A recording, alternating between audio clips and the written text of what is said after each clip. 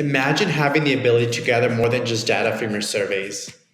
What if you could capture valuable information like demographics, social media sources, or even research study conditions? That's where embedded data comes in.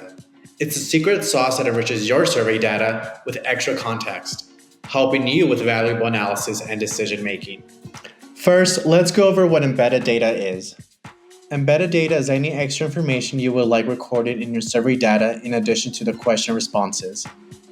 It can be used to store information such as demographics and other information you know about respondents beforehand and saved in your contact list, the social media site a respondent came from, or the condition a respondent was assigned to in a research study.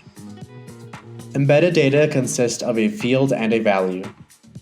The field is the name of your variable. This can include things such as gender, state, or age. The value is what your field will be set to in your data. Just as one question can have multiple possible answers, an embedded data field can have multiple possible values.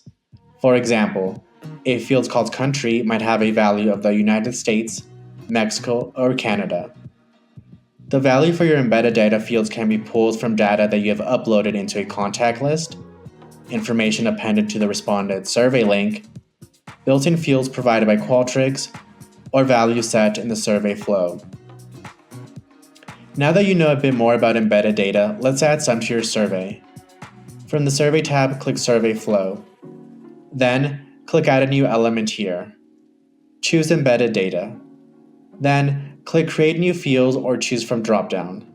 Type your field name or select an existing fields from the dropdown. Try to avoid special characters like emojis, periods, and hashtags when naming your embedded data. Finally, set a value by clicking on the blue Set a Value Now text. If desired, click Add a New Field to add multiple fields to the element. And there you go!